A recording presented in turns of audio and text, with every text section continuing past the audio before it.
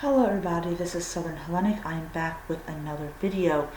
Alright, so this is one of the things that I really kind of get a little annoyed about the Hellenic calendar.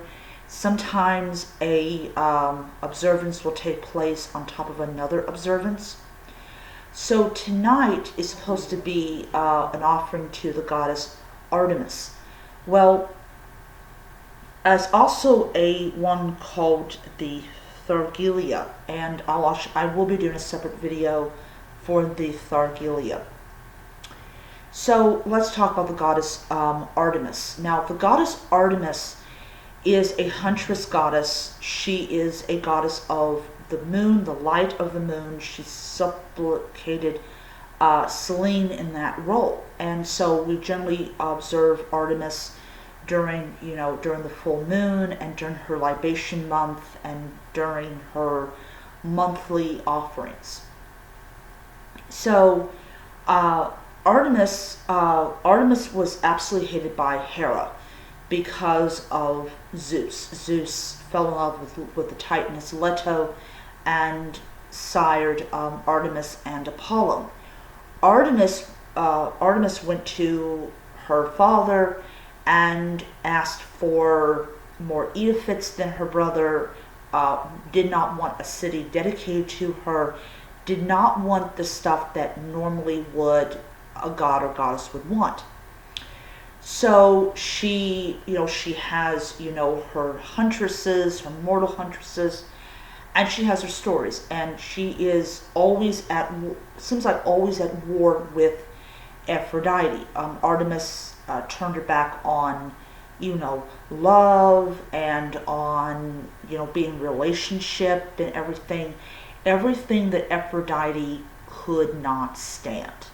And so one tale has it where her name was Plyphonite.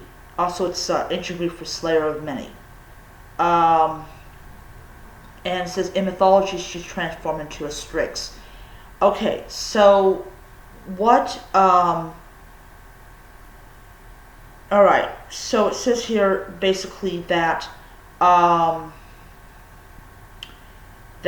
she's only content, her story of her life is only one source, and that is a book called Metamorphosis. Alright,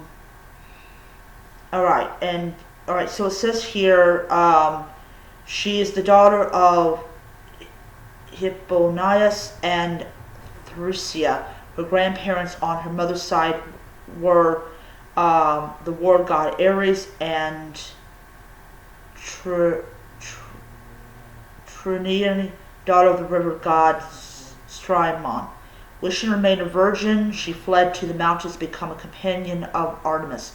This provoked the ire of Aphrodite, the goddess of love and procreation, who viewed her decision as a personal affront. To punish her for failing to honor her womanly duty, Aphrodite drove her mad and caused her lust after a bear.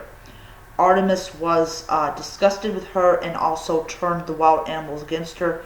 Fearing for her life, she was forced to return to her father's home. Once at home, she gave birth to two humanoid bear-like sons. These two grew into huge men of immense strength. After perhaps bereft their feral parentage, bear twins honored neither gods nor men. Indeed, they were cannibals who attacked strangers on the road.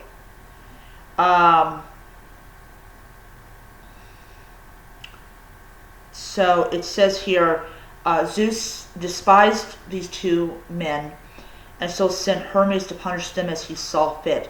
The brothers almost had their hands and feet severed by the vengeful god, were it not for the intervention of their great-grandfather Ares. Despite their monstrous nature, Ares persuaded Hermes to commute the sentence together. Hermes, Ares, transformed all three of them and the family female servant into birds.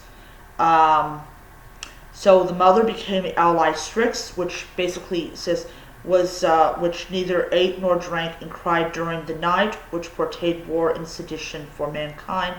As for her sons, they became an eagle owl and a vulture.